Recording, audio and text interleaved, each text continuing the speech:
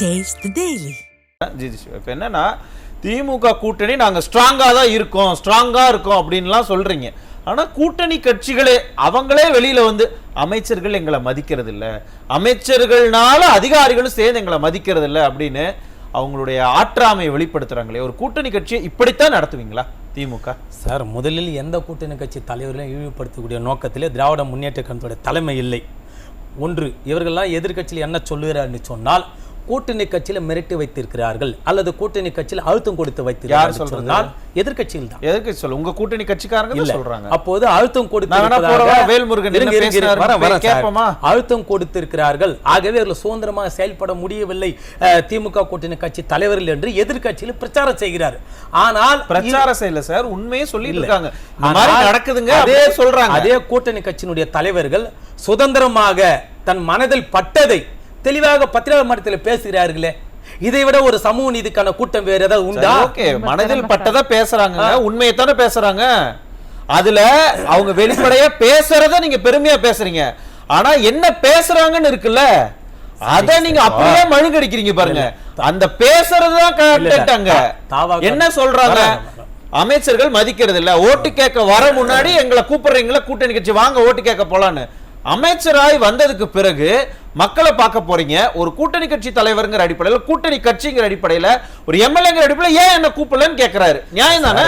தவாக கட்சியினுடைய தலைவர் திரு வேல்முருகன் அவர்கள் தனது மனதில் பட்ட குற்றச்சாட்டை வைத்திருக்கிறார். ஆனால் அங்கே மனதில் பட்டதில்லைங்க, அவர் அனுபவித்த வேதனை இல்ல. ஆனால் அங்கே இருக்கக்கூடிய சூழ்நிலை இயற்கை பேரிடின் காரணமாக மக்கள் பாதிக்கப்பட்டிருக்கிறார். அப்போது அமைச்சர்களும் அங்கே இருக்கக்கூடிய மற்ற நிர்வாகிகளும் அரசு அதிகாரிகளும் களத்திலே தான் செல்ல வேண்டும் என்று முயற்சிப்பார்கள் ஒழிய அங்கே ஏதோ கூட்டணி கட்சிக்கு ஆள் சேர்க்கக்கூடிய வகையில போட்டு அமைச்சரே நேரடியாக வாருங்கள் என்று யாரும் அழைக்க முடியாது. மறுபடியும் சொல்ற, சட்டமன்ற உறுப்பினர்ங்கிற அடிப்படையில என்ன நீங்க கூப்பிட்டு இருக்கணும் அப்படின்னு சொல்றாங்க அமைச்சர். அப்ப நீங்க இவரை மட்டும் இல்ல, எந்த இடத்துக்கு நீங்க ஆய்வுக்கு போனாலும் அந்த குறிப்பிட்ட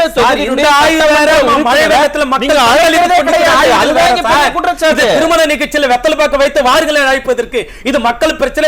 மழை வெள்ளத்தில் பாதிக்கப்பட்டு வீடு இல்லாமல் வாசல மக்கள் அல்லோலப்படக்கூடிய வகையில ஆளுங்கட்சியை சேர்ந்த அமைச்சர்களும் திமுக நிர்வாகிகளும் குறிப்பாக அரசு அதிகாரிகளும் அங்க மக்கள் களத்தில் இருக்கிறாரு.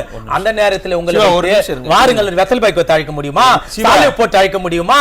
நீங்கள் சொல்லுங்களேன் சார். ஒரு குடும்ப நிகழ்வு இல்ல, இட்ஸ் a procedure. நீங்க ஒரு ஆய்வுக்கு போறீங்க அப்படின்னா அதுல ஒரு ப்ரொசீஜர் இருக்கு. அந்த துறையினுடைய அமைச்சர் போறாரு இல்ல பொறுப்பு அமைச்சர் போறாரு அப்படின்னா அங்கு எந்த தொகுதியில அந்த ஆய்வு நடக்குதோ அந்த தொகுதியினுடைய சட்டமன்ற உறுப்பினர், அந்த தொகுதியினுடைய நாடாளுமன்ற உறுப்பினர், அங்க இருக்கக்கூடிய மாவட்ட ஆட்சியர், வருவாய் அலுவலர் எல்லாருமே வரணுங்கிறது ப்ரொசீஜர். அந்த ப்ரொசீஜரை ஏன் நீங்க ஃபாலோ பண்ணலன்னு கேக்குறாரு. சார், அனைவரும் கேட்டா நாங்க வெத்தலை பாக்க வச்சு அழைப்போமா, அப்படி கூப்பிடணுமா, இப்படி கூப்பிடணுமா? சார், இது சாதாரண இன்ஃபர்மேஷன் கொடுக்க வேண்டிய கடமை நேரத்துல இருக்கு சார், மறுக்கல. ஆனால் மக்கள் பேரிடு காலத்துல களத்தில் செல்ல முயற்சி செய்வார்களா? கூட்டணி கட்சியில யார் என்று வாரிகள் அழைக்கக்கூடிய வேலையை நேரத்தில் உங்க பக்கத்துக்கே வரேன். ஒரு தொகுதியில ஆய்வு பண்றக்கு ஒரு அமைச்சர் போறாரு அப்படின்னா அந்த தொகுதியில எங்கெங்கெல்லாம் மக்கள் பிரச்சனை இருக்குன்னு யாருக்கு தெரியும்? சட்டமன்ற உறுப்பினருக்கு தானே தெரியும். அப்ப அவரையே நீங்க அவாய்ட் பண்றீங்கன்னா அப்ப என்ன, எங்க அவருக்கு வந்து பேர் போயிருமோ? அப்ப உங்க சொந்த கூட்டணி கட்சிக்கு பேர் போயிடக்கூடாது. என்னங்க அது? மதிப்பிற்குரிய அண்ணன் திரு வேல்முருகன் அவர்கள் மீது எங்களுக்கு பற்றும் இருக்கிறது, எங்களுக்கு அரவணைத்து பேசக்கூடிய மனது இருக்கிறது. அவர் ஏதோ பேசிய அவருடைய மனதில் இருக்கிற வருத்தத்தை வைத்துக் கொண்டு அதற்குள்ள கூட்டணி பிளவு ஏற்பட்டு விட்டது, விடுதலை சிறுத்தைகள் கட்சி பிரிய போகிறது, இது போன்றெல்லாம் சூட்சமத்தை மேற்கொண்டு பேசினால் என்ன ஆதாயம் கிடைக்க போகிறது? கொஞ்ச நாளைக்கு முன்னாடி நாங்கள் என்ன கூட்டணி கட்சி தலைவர்ல கட்டி போட்டு வைத்திருக்கிறோம். மற்ற கட்சிகளுக்குள்ள உட்கட்சி பிரச்சனை நடக்கும் பொழுது என்னென்னலாம் பேசிக்கிட்டு இருக்கோம். உண்மைக்கு புறம்பா அவங்க 3ஆ போயிட்டாங்க, 4ஆ போயிட்டாங்க, அவங்க இப்படி இவங்க இப்படி எத்தனை பேசுறோம் இன்னொரு கட்சியை பத்தி. ஆனா நம்ம கூட்டணிக்குள்ள யாரா பேசணும், ஐயோ இவங்க இப்படி போய் பிரச்சாரம் பண்றாங்க, இப்படி எல்லாம் போய் பேசுறாங்க. என்ன இது? உங்களுக்கு வந்தா ரத்தம் அடுத்தவங்களுக்கு பிரிந்திருப்பதை வைத்து பத்திரிகை செய்தி பார்த்து தானே திமுக தொண்டர்கள் பேசுகிறார்கள். இங்க திமுக கூட்டம் ஒரு பிரிந்த நாளை வெளியேறட்டுமே, நீங்க பேசுங்க வேண்டாம்னு சொல்லலையே. ஆனா உங்க கூட்டணிக்குள்ள இருக்கிற ஒருத்தரும் வெளியில வந்து பேசிட்டு இருக்காங்களா? கம்யூனிஸ்ட் கட்சிகள் என்ன சொல்றாங்க? எங்களை போராடுறக்கே விட மாட்டேன். ஜனநாயக யாரு சார்? சமூக நீதி கூட்டமைப்பு சார், அவருடைய ஜனநாயக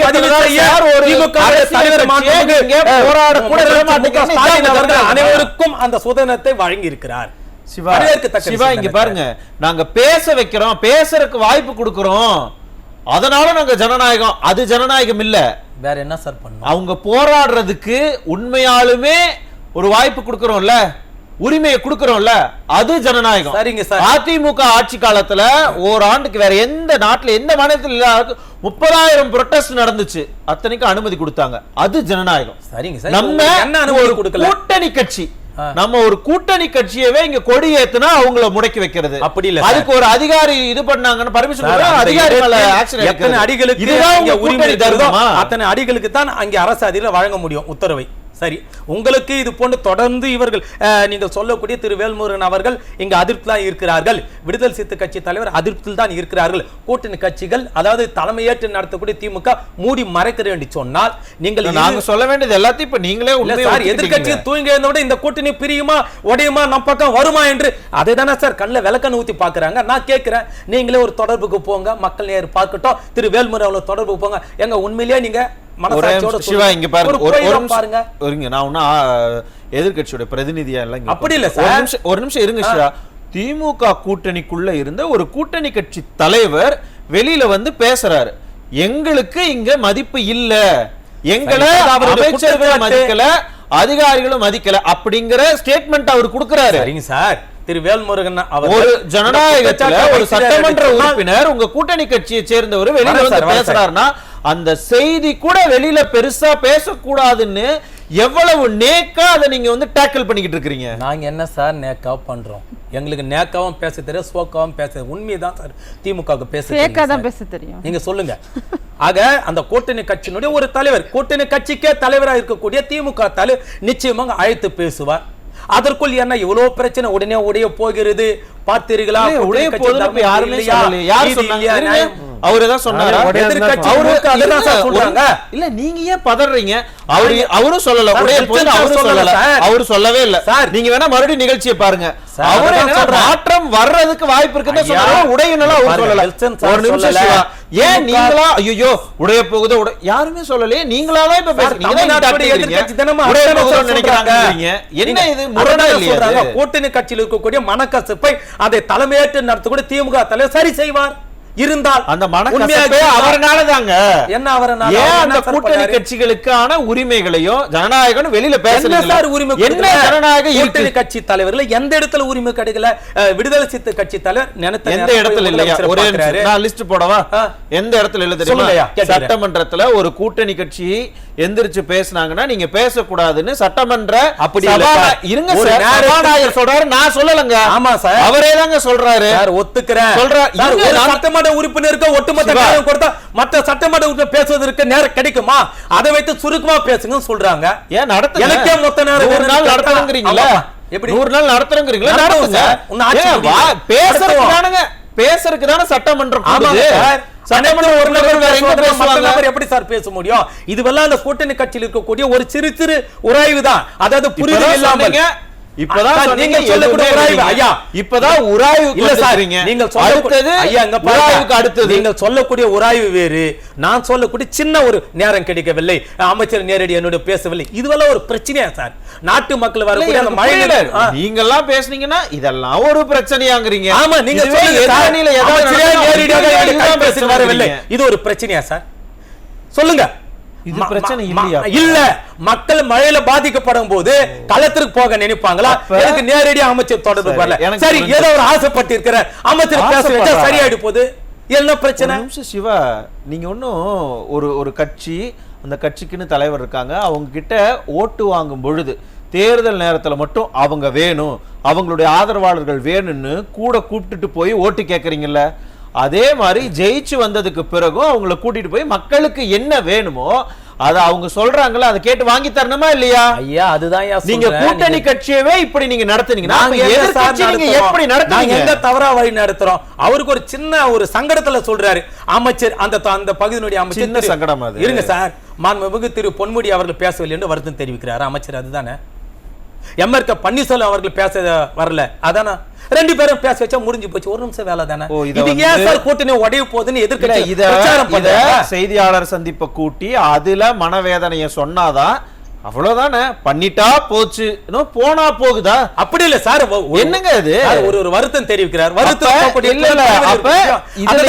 தலைவர் இருக்க போறாரு. இதுல இருந்தே தெரியுது திமுக தன்னுடைய கூட்டணி கட்சிகளை எப்படி எல்லாம் வந்து அவர் என்ன சொன்னார்னா, நேத்து நடந்த இந்த பெருவிழா மட்டும் சொல்லல, தேர்தல் முடிந்த அன்னையிலிருந்து அது வரைக்கும் என்ன மாவட்ட முன்னாள் மாவட்ட செயலர் முன்னாள் அமைச்சர் கூப்பிடுவாரு. அதற்கு பிறகு அவர் பிஏ வச்சு போன் பண்ண வைக்கிறாரு. 3 வருஷமா இதான் நடக்குதுன்னு சொல்றாரு அவரு. நீங்க அமைச்சர்கிட்ட பேசுறதுக்கு தான் கட்சிக்குள்ள வந்தீங்களா, மக்கள் பணி செய்ய வந்தீங்களா? இதெல்லாம் ஒரு பிரச்சனையா சார்? நீங்க சொல்லுங்க சார்.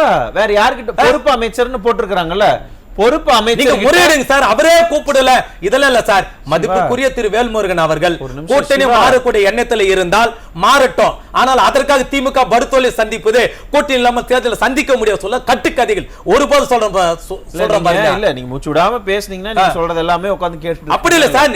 எதிர்க்கட்சி என்ன சொல்றாங்க, திமுக தைரியம் இருக்கிறதா, கூட்டணி இல்லாம நின்று காட்டுற வென்று காட்டுற சொல்றாங்க சார். அப்ப நாங்க கூட்டணி இல்லாம நிற்க முடிய திராணி இல்லாத கட்சி சொல்ல வரீங்களா? நின்னு பாருங்க, காமிங்க. இத்தனை வருஷம் ஆச்சுல கூட்டணி கட்சி தேடி வராங்க சார். நாங்க சார் வேலை சொல்ல போறோம்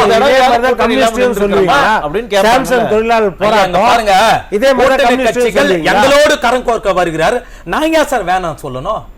நானே கட்டி போட்டா வச்சிருக்கிறோம், இல்ல மிரட்டியா வச்சிருக்கிறோம்? அதத்தான் பண்றீங்க. எங்க நாங்களா சொல்லல, நீங்களாவே சொல்லுங்க. நன்றி.